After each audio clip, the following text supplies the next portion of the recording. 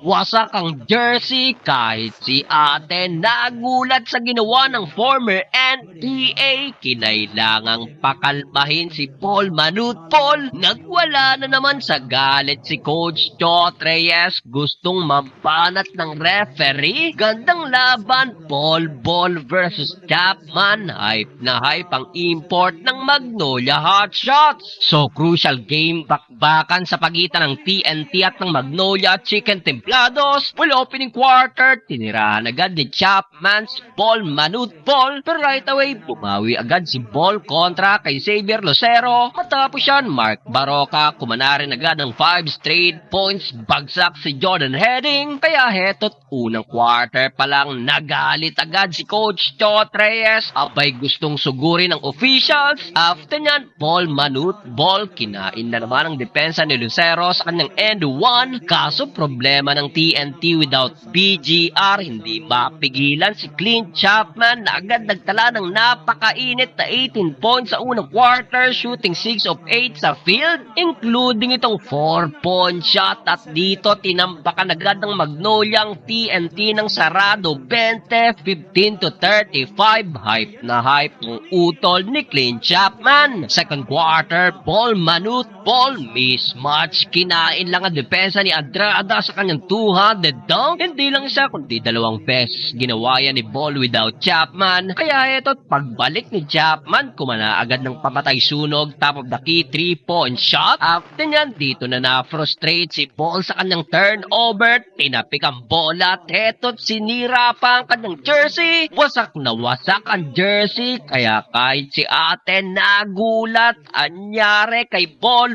mukhang gustong lumipat ng ibang liga. Kaya eto't patuloy na pinapakalma ng TNT. Nanunood pa naman si RHJ.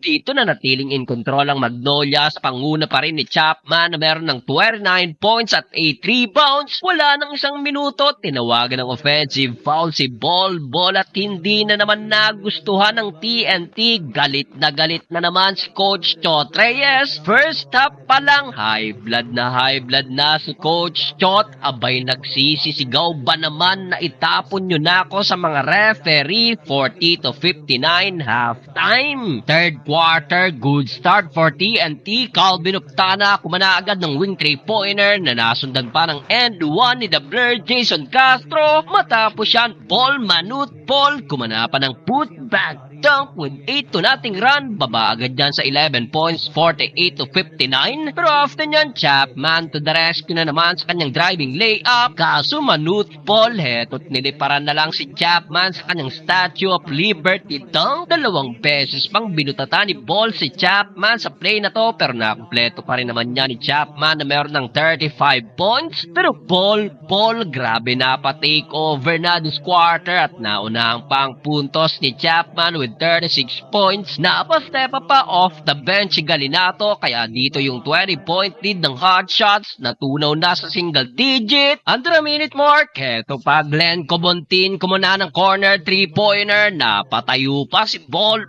baba na lang sa dalawa, 72 to 74. Pero grabe ang ginawang bawi ni Chapman. Posterized dunk kontra kay Galinato na nasugdag pa ng 4 ni Javi Gomez de Leaño. Dito naging mainit na ang laban, nagkabigayan. Pinaunan ng siko ni Galinato si Chapman. Technical foul, 72 to 81. Still pabor sa Magnolia Hotshots. Fourth and final quarter, di pa tapos si Ball na agad kumana ng back-to-back basket, 42 points. Pero sa play na to, for the first time, nabutata si Ball na nagresulta pa sa tres na to ni Chapman na meron ng 40 points. Kaso heto, Manutol pa rin another and 1. Pinawian si Lucero. Problema lang dito na pa-step up na rin si Jerome Lastimosa at Mark Baroka. Halos puro si Ball lang ang umi-score sa TNT with already 53 points. Sa uli, hindi na rin kinaya pang makabalik pa ng TNT. Panalo ang Magnolia Hotshots.